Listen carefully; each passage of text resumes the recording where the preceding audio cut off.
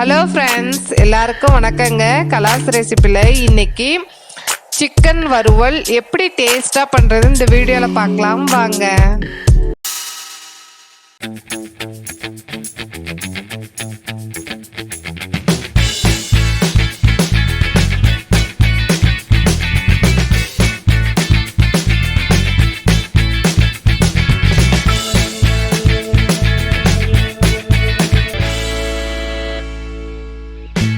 கடாயில் 2 டீஸ்பூன் கொத்தமல்லி விதை, 1 டீஸ்பூன் ஜீரகம், 1 டீஸ்பூன் மிளகு, 1/2 டீஸ்பூன் சோம்பு, 7 வரமிளகா, 1 ஏலக்காய், 4 லவங்கம், கொஞ்சம் பட்டை, கொஞ்சம் பிரியாணி இலை சேர்த்து மீடியம் ஃப்ளேமில் வச்சு வறுத்துக்கோங்க.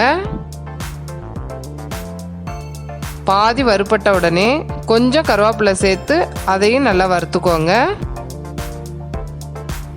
இது வறுக்கிற கேப்பில் மிக்ஸி ஜாரில் 10 முந்திரி பருப்பு சேர்த்து தூள் பண்ணி எடுத்துக்கோங்க. ரொம்ப நைஸாக வேண்டாங்க, இந்த மாதிரி பருப்பருன்னு இருக்கட்டும். மசாலாவை வறுத்துட்டோம். இது ஸ்டவ் ஆஃப் பண்ணிவிட்டு அதே மிக்ஸி ஜாரில் சேர்த்து நல்லா நைஸாக பவுடர் பண்ணி எடுத்துக்கோங்க. இதை பவுடர் பண்ணிட்டோம், இருக்கட்டும். மிக்ஸி ஜாரில் 20 பல்லு பூண்டு, ஒரு சின்ன துண்டு இஞ்சி சேர்த்து இந்த மாதிரி அடித்து எடுத்து வச்சுக்கோங்க. அதே கடாயில் கொஞ்சம் அதிகமாக நல்லெண்ணெய் சேர்த்துக்கோங்க. நல்லெண்ணெய் ஹீட் ஆன உடனே 1/4 டீஸ்பூன் சோம்பு பொரிஞ்ச உடனே அடித்து வச்சுருக்க இஞ்சி பூண்டை சேர்த்து நல்ல எண்ணெயிலே வதக்கிக்கோங்க. இஞ்சி பூண்டு வதங்கின உடனே சின்ன சின்னதாக கட் பண்ணி வச்சுருக்க 2 பெரிய வெங்காயத்தை சேர்த்து நல்லா வதக்கிக்கோங்க. வெங்காயமும் வதங்கிருச்சு. 1/2 kg சிக்கனை க்ளீன் பண்ணி எடுத்து வச்சுருக்கோம், அதை இது கூட சேர்த்துக்கலாம்.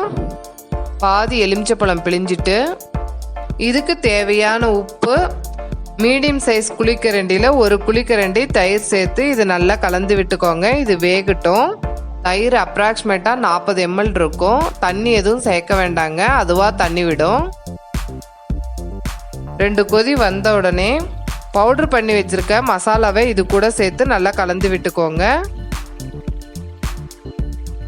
மசாலாவோட சேர்ந்து நல்லா குக் ஆகட்டும்.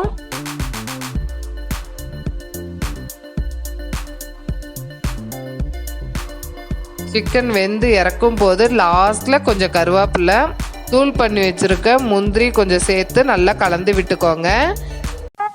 அவ்வளோதாங்க, சிக்கன் வறுவல் ரெடி. இது சாப்பிடும்போது எலுமிச்சப்பழத்தோடைய டேஸ்ட்டும் முந்திரி பருப்போடைய டேஸ்ட்டும் சேர்ந்து இது ரொம்ப நல்லா இருக்குங்க. இதை ட்ரை பண்ணி பார்த்துட்டு உங்களுடைய கமெண்ட்ஸை எனக்கு ஷேர் பண்ணுங்க. இந்த வீடியோ உங்களுக்கு பிடிச்சிருந்ததுன்னா கலாஸ் ரெசிபிக்கு சப்ஸ்கிரைப் பண்ணுங்க. பெல் ஐக்கானை கிளிக் பண்ண மறந்துடாதீங்க.